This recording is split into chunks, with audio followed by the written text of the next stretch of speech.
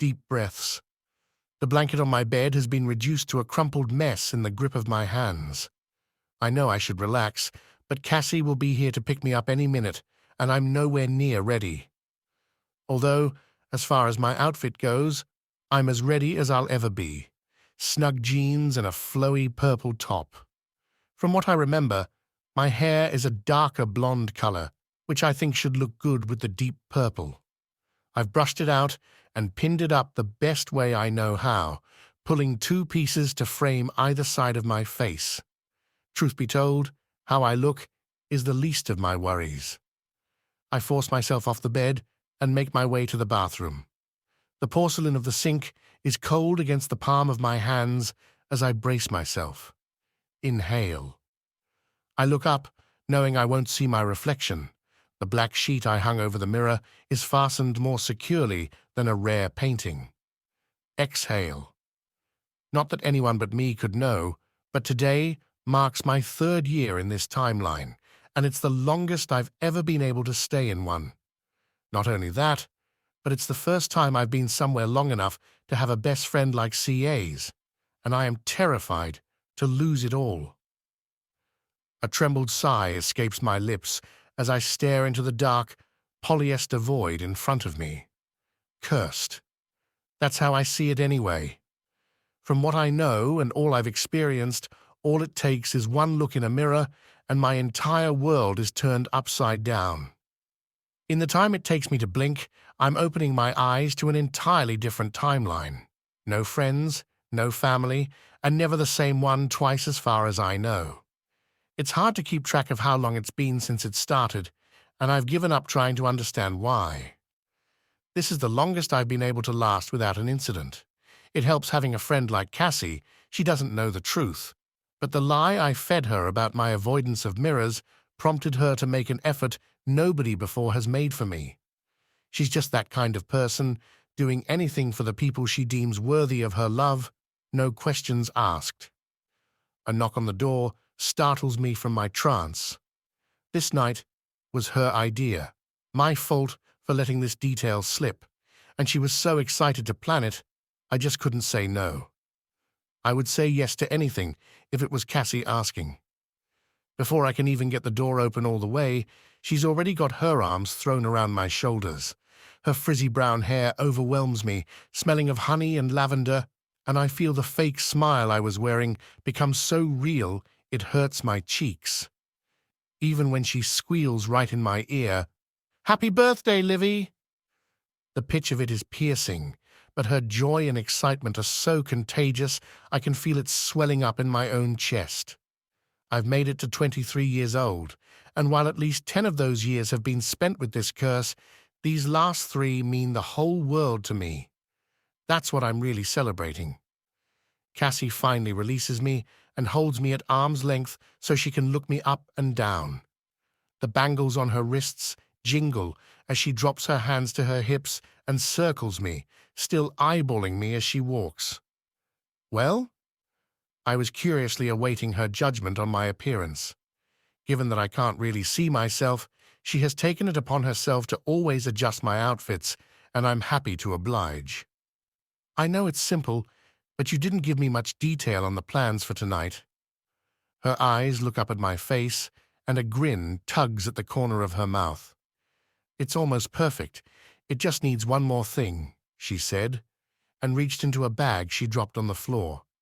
This is the perfect finishing touch. The contents hanging from her outstretched fingers. CA's, I gasp. The necklace dangling from her hand is a deep purple amethyst, set in a delicate copper plate. It's so beautiful. I love it. That's not even the best part, silly. She nudges my shoulder to turn me around, and she drapes the necklace around my neck. Look at the back. I gently twist the necklace around, and engraved on the back are our initials. I look up to her with tears in my eyes. This is the best present ever. It's actually the only present I've ever gotten. She wraps me in a hug again, and then grabs my arm to start pulling me out the door. Okay, enough waterworks. Time to party. There's a slight chill as we walk downtown, arm in arm. A vibration hums through the air, and we stop walking so she can dig around in her purse, pulling out her little flip phone. She'd be amazed at the kind of phones they have in other timelines. I almost wish I could tell her. She jumps with joy, telling me it's time to go meet everyone else, and she's once again dragging me down the bustling downtown sidewalk of Manhattan. We stop in front of a bar where the rest of the group is already waiting for us.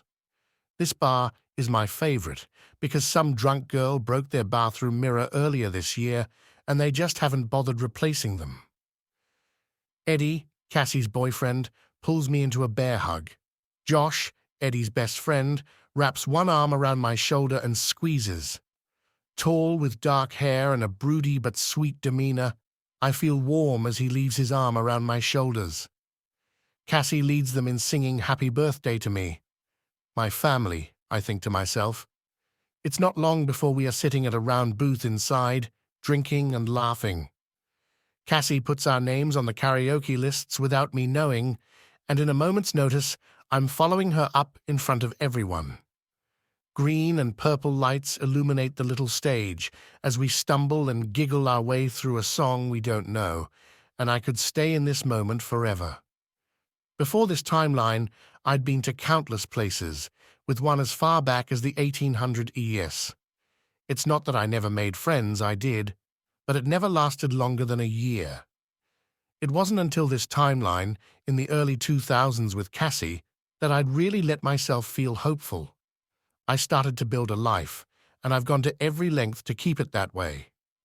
"Hey guys, sorry I'm late," a young brunette woman shouts over the thumping of the music and chatter of strangers as she makes her way to our table.